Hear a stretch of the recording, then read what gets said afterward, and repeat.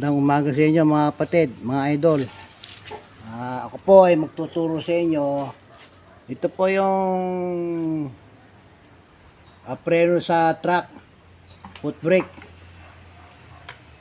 Ayan po, ganyan. Ayan po. Kasi kalimitan ay sumisingaw po dito.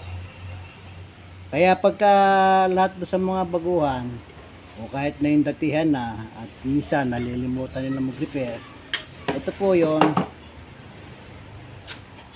Ito po dito po pag tinatapakan ng preno, sumisingaw dito. Ibig sabihin walang preno kasi maubusan ng hangin sa tangke. O ayan po. Pag tinanggal nyo po ito, mga idol, o lalo na sa mga baguhan na mekaniko. Ito, nakakabit pong ganun niya sa ilalim ng flooring O yan ang musta natin yan. Ito preno. Ngayon, kapag tinanggal po ang linya, mga idol, linya lahat, apat na hose lang naman to apat. Ito yung magsisira. Pakita ko po sa inyo. Sana matandaan nyo po ito. Paborito sa mga baguhang mekaniko na hindi pa nakaka-trouble ng ganito, ituturo ko sa inyo. Ayan.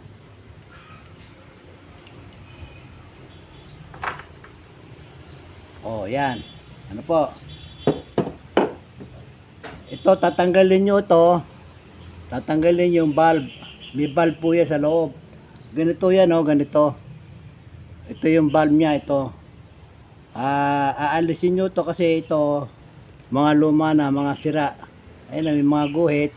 Kung nakita yung may guhit yan, mga idol. Pag kami hindi napantay itong goma, singaw na po yung hangin ninyo. Pag tinapakan, lulusot po dito. Dapat walang lulusot, walang hangin na lalabas. Ngayon po, tandaan nyo po, kahit dito sa loob, babaklasin nyo po ito. Ito naman po ang laman niya. Bali dalawa. Kung halimbawa at walang mabili na pyesa, bibili kayo na repair kit. Mga idol. Bibili kayo na repair kit, papalitan nyo yung laman loob. Ngayon, na po, mga idol pag kukunin nyo, pakinggan nyo yung mga sinasabi ko. Para po sa inyo po ito, do sa mga baguhan. Yan. Bibili kayo repair kit. Napalitan nyo yung laman loob. Ito nga, napalitan nyo na. Halimbawa, napalitan nyo na.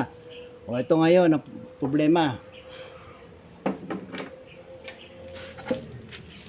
Pag tinanggal nyo yung hose, yung linya nito, apat lang po yun. Ngayon, hindi nyo natanda at nalimutan ninyo, mga idol. At kasi palibasa, apat yung hose nun, yung dalawa, supply, yung dalawa, out.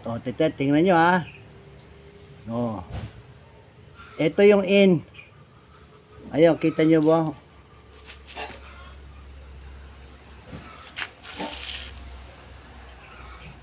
May nakalagay na, asan ba? In, ito, ayan in.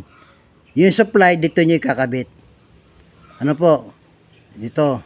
Tapos yung isang hose, dito, sa out. Sa out po ilalagay, nasa ako na po tayo. Ngayon, pag meron pang dalawang natitira. Dito naman sa bahagi ng sa ibaba, ito po. Kasi ganyan po yan Ayan Ayan. Ito naman, sa dalawang natitira, meron siyang in. Saan ba yan? Ito, in. Yung supply na may hangin, dito nyo ikakabit. Tapos, yung isa, dito, sa out. Para hindi kayo malito. Tandaan nyo, apat lang yon. Apat na hose. Ngayon, sa pagkakabit, nalimutan nyo, hindi nyo natandaan, mahirap pa kayo magkabit. Pabalik-balik lang kasi magkakamali kayo ng paglalagay sa linya. O eto ngayon, ha? Paano nyo malalaman yung supply na hose? Halimbawa, 4 na hose. Paano nyo malalaman kung alin ang supply na hose dyan? Yung may hangin. Paandarin nyo yung makina.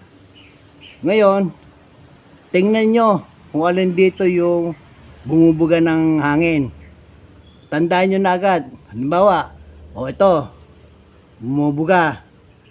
Ito yung out, ito yung out. Ito yung in. Tandaan nyo.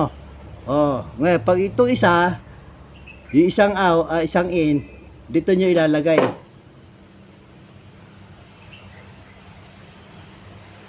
Dito nyo ilalagay. Ayan may in. Dito. Dito nyo ilalagay. Tapos, yung dalawang natitirang out, ilalagay nyo naman dito. Dito, ilalagay nyo isa. Dalawa lang ang linya nun.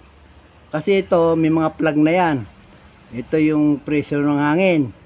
Ano po, tatandaan nyo yung may hangin na bumubuga, pinandar nyo, dito nyo isasaksak sa in, Ayan, in. Yan ang supply niya. Ito yung out, yung isa. Okay na tayo doon. Tandaan nyo, ulit-ulitin nyo kung kayo nalilito.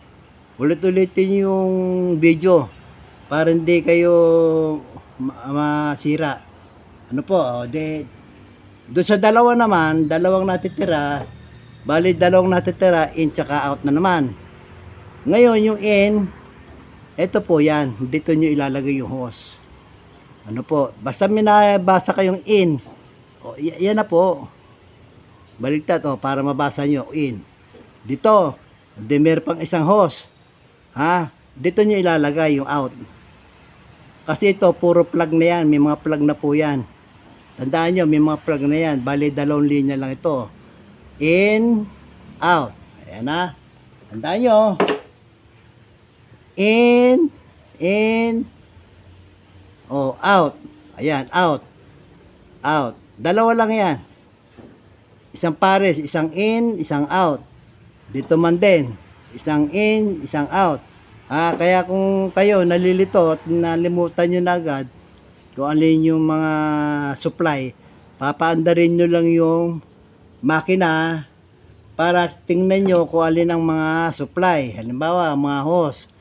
Kung alin ang bumubuga dyan, halimbawa, sabihin natin, ito, bumubuga. Supply ito. Ito yung out. Ayan pakinggan nyo. Ito yung out. Ito yung supply. Yung bumubuga ng hangin. Ilalagay nyo rito. Dito sa in. Ang isa. Tapos, isang in. Dito sa taas. Sa malaki. Ano po? Ito in. Dito nyo ilalagay. Tapos yung mga out, ilagay nyo na rito. Kahit alin doon. Kahit doon sa in. Kahit alin din doon. Basta importante, may in, mayroong out. Ayan po in, out. 4 na hose lang yan. Isang in. Isang out. Ayan. Tapos, okay na tayo dito sa dalawa. Isang in, at isang out. Ganun lang po. Pwede kayo mahirapan. Kasi minsan, kapag tinanggal nyo ito ng buo, ayan po kasi yung kanyan pag tinanggal nyo ng buo yan, at halimbawa 1 linggo bago na ibili yung bago, kahit sabihin natin bago o repair kit, nalimutan nyo na yung kung ano yung wala kayong ginawang tanda. Basta kayo ay magtatanggal ng mga hose, tandaan nyo na po, nilagay nyo ng number 1, 2, 3, 4. Sabihin natin 1. Yung 2 dito. Yung 3. Yung 3 dito. Yung 4 dito. Kasi dalawa nito, puro mga plug po yan. Puro mga plug. Dalawa lang gagana dyan. Yan po ang sikreto ng ng foot brake. Foot brake po ito kasi sa katagalan ay sumisingaw po dito. Sumisingaw. Pag preno mo, sisingaw ko dito. ang hangin. Mauubos yung laman ng tangke, wala naman kayong preno. O ano po ha, tandaan nyo po, yung sinasabi ko para meron kayong guide. At isave nyo yung aking paliwanag sa inyo para sa ganon kung halimbawa mangyayari ng katagalan maraming sira ng ganito, alam nyo na agad ang gagawin. Pero pakiusap para hindi kayo nahihirapan, ako bilang mekaniko rin, bago ko tanggalin lahat ng mga linya, naglalagay na po ako ng tanda. Nasa inyo na yun kung anong klaseng tanda ang gusto nyo. O tanda dito, halimbawa, pentel pen lang po, guhit. Pati sa hose, guhit. O halimbawa, 1. Sa hose, 1. Tapos, pag ito doon sa isa, 2. O, pag ito sa isa, 2. Sa out. Kasi iba naman to in, out. O, makakukuha na nyo na yan. Masusundan nyo na yan. Apat lang po yan. Apat na kuhan. Kaya kaminsan, ang tao malilimutin. Kaya ituturo ko sa inyo kung paano ginagawa. Halimbawa, nalimutan nyo. Talaga, kabit kayo ng kabit, wala namang preno. Balibaligtad ang linya. Balibaligtad po yung linya. Sa apat na yun, balibaligtad. Wala namang preno. Kasi, mali-mali yung linya. Kaya tandaan nyo mga idol, ganoon lang po ang gawin ninyo. Ano po? Ang malimit na sisira, ito, 2. Ito, dito sa isa, sa baba. Pag binaklas nyo ito, madali pong baklasin ito ito yung sira sa loob. Papalitan nyo lang. Ganoon lang po. Ayan, kasi ito may tama, nakikita nyo ba yan? May tama siya, tingnan ito isa. Kaya dyan sumisingaw yung hangin.